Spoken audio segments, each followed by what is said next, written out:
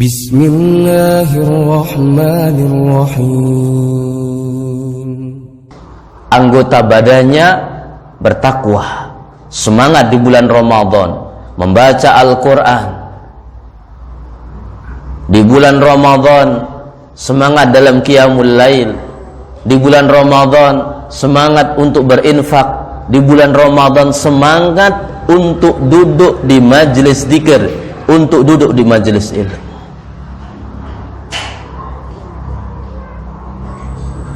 Ayat yang mulia ini dijelaskan di dalam tafsir Jalalain, salah satu tafsir dari ulama madhab Syafi'i rahimahullah ta'ala, di mana disebutkan la'allakum tattaqun, supaya kalian itu bertakwa. La'allakum tattaqun, supaya kalian itu mewaspadai, menjauhi al-ma'asi, dari maksiat.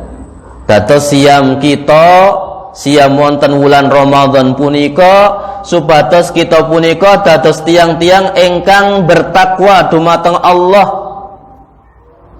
ingkang tansah nebihi kemaksiatan dumateng Allah Subhanahu wa ta'ala.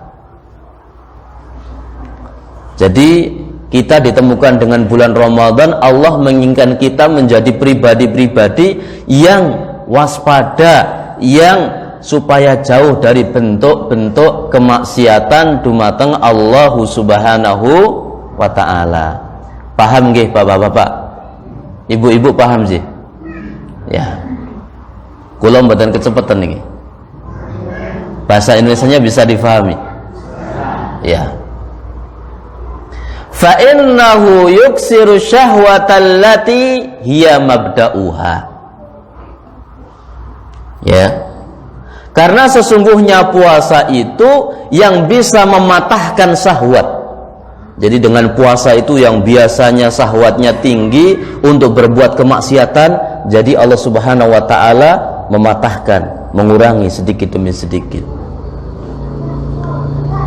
Yang itu merupakan awal orang itu melakukan maksiat karena muncul dari syahwat-syahwat seorang hamba.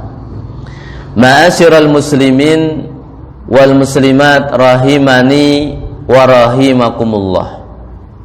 Ya.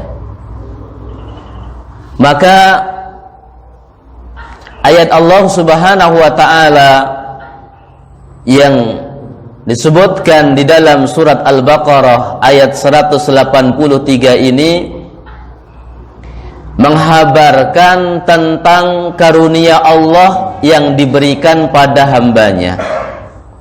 Masya Allah.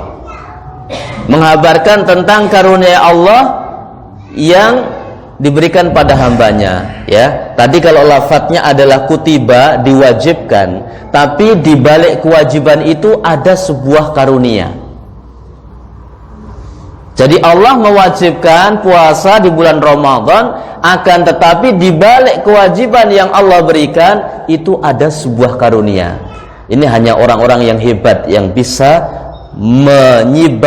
menyingkap syariat Allah, memberikan sesuatu yang indah karunia dalam kehidupan kita.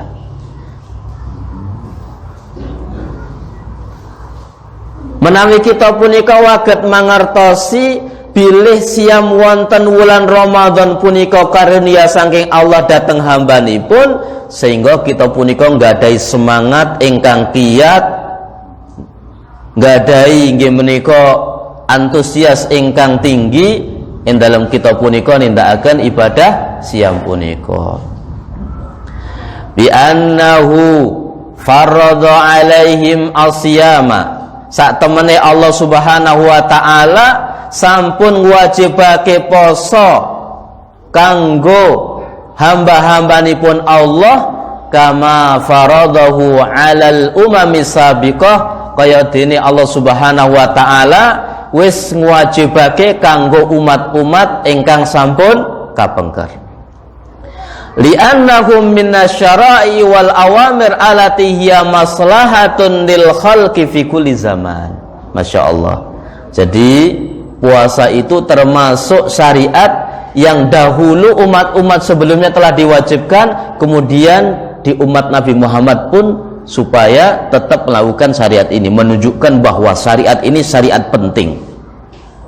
Sebagaimana pada Nabi Nuh alaihi salatu wassalam, Nabi Nuh diperintahkan untuk mendakwahkan la ilaha illallah, untuk mendakwahkan kalimat la ilaha illallah. Tidak ada sesembahan yang berhak disembah kecuali Allah Azza wa Jalla. Nabi Ibrahim alaihissalatu wassalam meneruskan dakwah ini. Nabi Musa alaihissalatu wassalam meneruskan dakwah ini. Nabi Isa alaihissalatu wassalam meneruskan dakwah ini. Sampai di Nabi Muhammad sallallahu alaihi wasallam dakwah ini terus ada. Mendakwahkan kalimatul la ilaha illallah, boten wonten sesembahan ingkang berhak dipun sembah kejaba Allah Subhanahu wa taala kemawon. Ananging boten namung kita punika mangertosi artosipun, kita kedah mangertosi syarat-syarat la ilaha illallah, sehingga la ilaha illallah punika dados kalimat ingkang waget memberikan faedah untuk lisan, hati, dan anggota badan kita. Maka la ilaha illallah termasuk miftahul jannah, termasuk pembuka pintu surganipun Allah.